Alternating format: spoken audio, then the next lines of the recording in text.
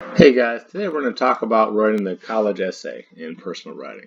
So if you are on the calendar, you can see it here, or if you're on your assignments page, go ahead and click this link to take you over to my website, or the website I built before the district started using Canvas. Alright, so you click on the link, you come over, and actually you'll start at the top of the page. It looks something like this.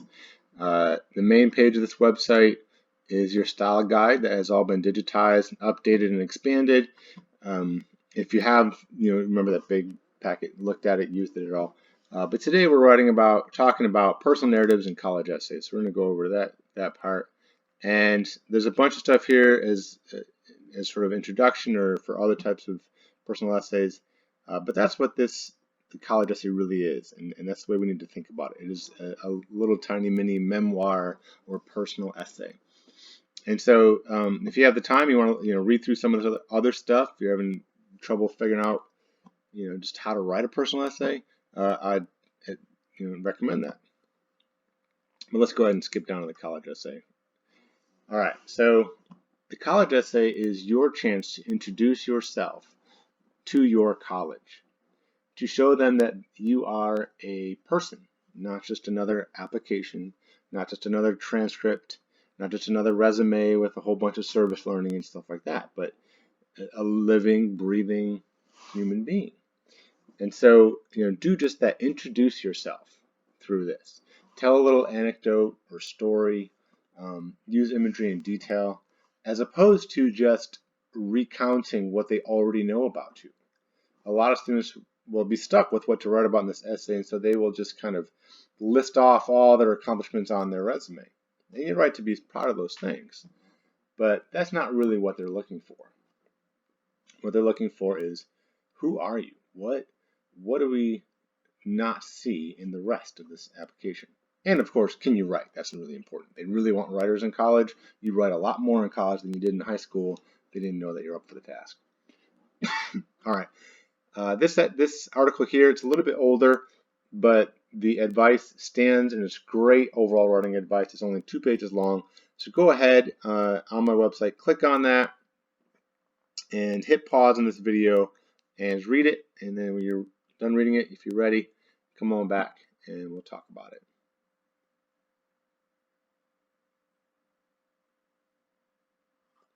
All right, welcome back.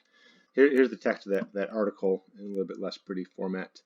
So the author here, Parker Muth, was on the board of admissions for University of Virginia. So he went through this process of reading all this stuff, and so I think that this advice here is really, really, really key. And it applies to all kinds of writing. His big thing: show, don't tell. All right, use details and imagery to show me. We'll talk about that when we're interpreting literature, and it's certainly true in all of your writing. All right, he talks about the Mick essay. I'm Red Foreman. I'm experienced, loyal, hardworking. That's the trifecta of employability. Well, thanks, sweetie. Good luck, honey. Hey. It's all you guys from the plant, huh? So, we're all going after the same job. Well, that's terrific. Well, I wish I had your confidence, Red. I got nothing. All I can think to do is tell this guy I'm experienced, loyal, and hardworking. Son of a... And so you notice that these guys can see through you a little bit. They're smart, right? They can tell when you're being patronizing or inauthentic. And that Jefferson example that he uses in here was a really good example of that, right? There's the classic example of, like, if you could meet anybody living or dead, who would you meet? And it's always like Jesus or Ben Franklin. Like, is that really true? Because, like, Beyonce, maybe that's it. Anyways, beware this generic approach. Beware being a Mick essay. Now, again, try not to stress out too much, though. This college essay isn't going to make or break you. It will help you. It can help you. And I've heard of a lot of students, getting a bump on their application, even getting small scholarships because they wrote so well. But I haven't heard of a lot of students who, didn't get in just because of the college essay. It's kind of a little bonus. All right, so you want to make sure you're not taking a generic approach, but in fact, showing that you are an authentic individual, using detail and imagery, using a voice that is yours, right? And so it's tough to do. It's short. It's only 500 words. You think it's easy, but then you start writing it, and you're like, no, it's not, because to write about myself in only 500 words, that's a lot to write about. All right, so if you look at his examples, you got the good, the bad, and the risky. And one thing you'll notice is that the good and the bad, we're really talking about the same thing, disease and death. But in the bad example, he was trying to pack in all of his vocabulary words, and it wasn't authentic. What you working on? Oh, Monica and Chandler's recommendation. I want it to sound smart, but I don't know any big words or anything, so. Well, why don't you use your thesaurus? What'd I just say? Watch. Here, you highlight the word you want to change, go under Tools, and the thesaurus gives a whole list of choices. You can pick the word that sounds smartest. Oh, my God, that's great. I'm smart. No, I'm brainy, bright, clever. I love this thing. Look out, ladies. Joey Tribbiani's got the whole package. I don't understand. Some of the words a little too sophisticated for you. It doesn't make any sense. Well, of course it does. It's smart. I used a thesaurus. On every word? Yep. All right, what was this sentence originally? Oh, they are warm, nice people with big hearts. And that became, they're humid, prepossessing Homo sapiens with full-sized aortic pumps. Yeah, and hey, I really mean it, dude. All right, Joey, I don't think we can use this. Why not? Well, because you signed it Baby Kangaroo Tribbiani.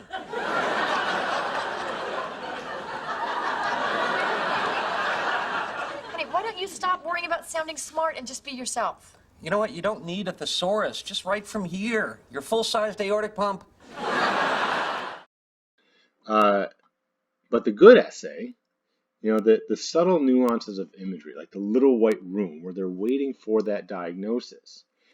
You might feel like you got a short essay, you got to be really efficient with your words, and that's true. You might feel like putting in a phrase or with imagery to show is wasting words, but it's doing quite the opposite actually, because when this author describes that room, she's tapping into an experience that so many of us have had.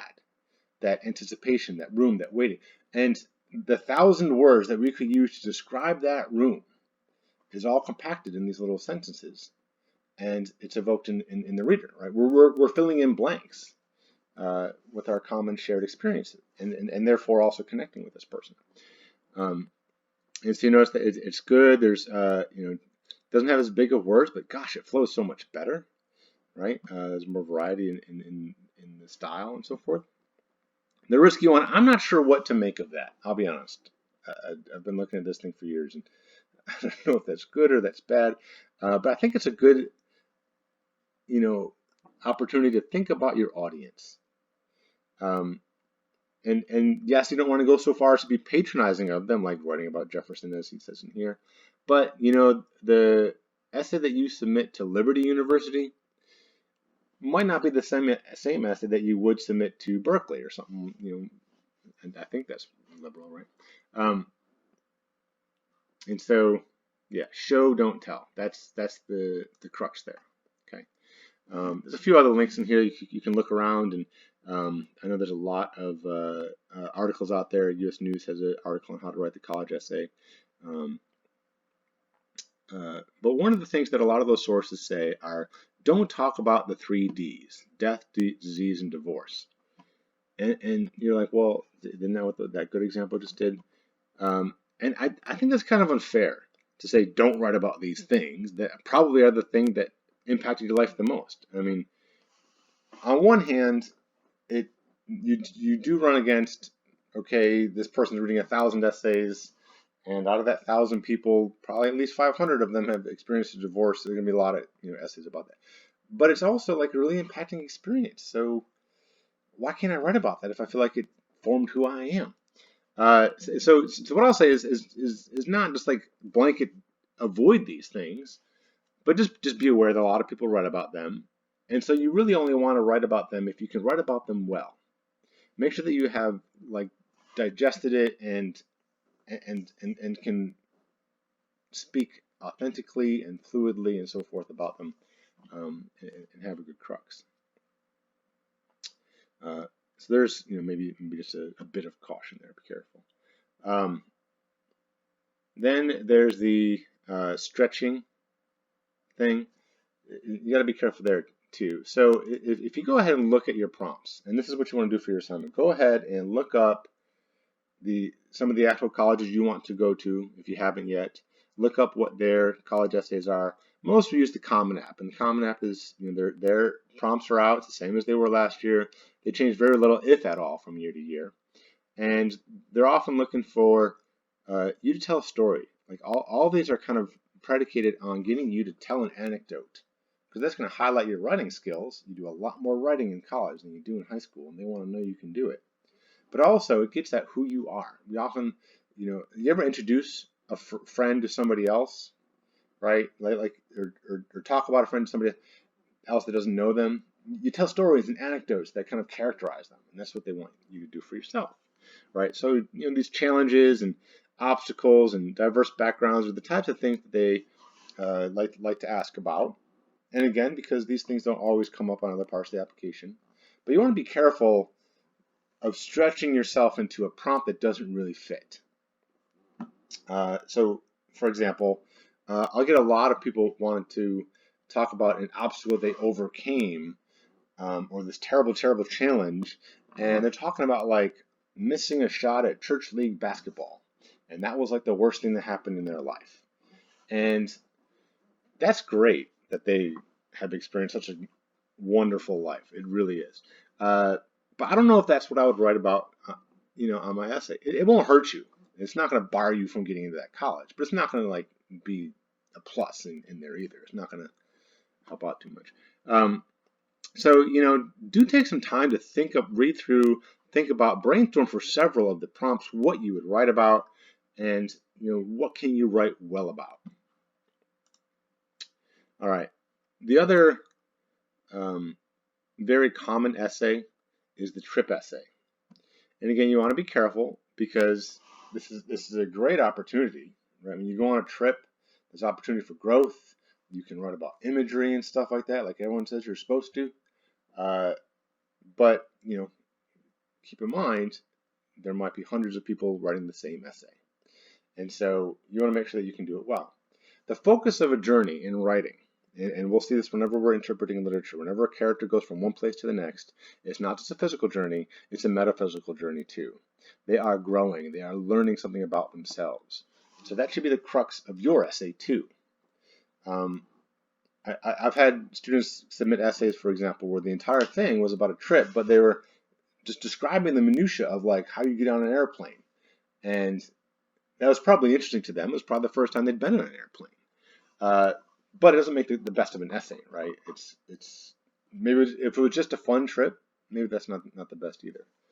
But you don't want to like create an epiphany where an epiphany isn't really there either. So again, just make sure that you are picking out a subject that you can write well about. You don't have to have a super amazing, over the top, unbelievable, they need to make a daytime movie about this kind of experience. A good writer can make even the mundane seem interesting and write about it well. And again, this is not going to make or break your application. It can be a very strong plus, but it's not going to be much of a negative, most likely. All right, so to recap, show, don't tell. I'm going to say that over and over again. Show, don't tell. Use detail and imagery. Show me the picture. Don't tell me what's in the picture. All right, and that should be the same thing when we go through literature and when we're analyzing things. All right, give me the proof. Show it. Choose a prompt that fits you. Be careful if you are writing about a very common subject matter, make sure that you have digested it and can write about it well. Oh, and length. These are short, which makes them seem easy, but actually it makes them quite hard. One of the hardest things to do as a beginning writer is to cut things that you have written. But even professional writers, and I'll use this example over and over this year, Margaret Atwood, who's published over 40 books, says that it will take her 6 times to get a page right. And a lot of the things that we consume, it might only take an hour or two. Hamilton took Lin-Manuel Miranda 10 years to write. We watched it in a couple hours and we're like, that was cool. But, they put a lot into that. And so part of that process is cutting and condensing and compressing and getting to the most important core of that. And so when you start to write this, just sit down and start writing. Because having to cut things later is not as bad as sitting in front of a computer, stressing out, going, I don't know what to write. And it's the deleting is part of writing. And so, yeah, you're going to have to compress it to get all of what they're asking into that 500 words or 600 words, depending on what your prompt your school is asking. But that's a really good exercise, too. It's going to develop you as a writer. All right, if you have any questions or anything, please feel free to reach out. Make sure that you put your college essay and resume on Turnitin, and you don't have to wait for the 8th or the 7th. You can put in any time, and we'll give you feedback. This assignment is not going to penalize you in any way. It's really just an effort grade. It's not, you won't be penalized for having a good life or something. I've had students worried about that before. It's really just an opportunity for me to give you feedback. And so, as long as you try, you're going to get 100. And as soon as you get it in, though, I'll go ahead and start going through those and giving you feedback. And so, if you started it over the summer, or you have a draft and you want to go ahead, do that. Go ahead and submit it. All right. Once again, let me know if you have any questions, and have a great day.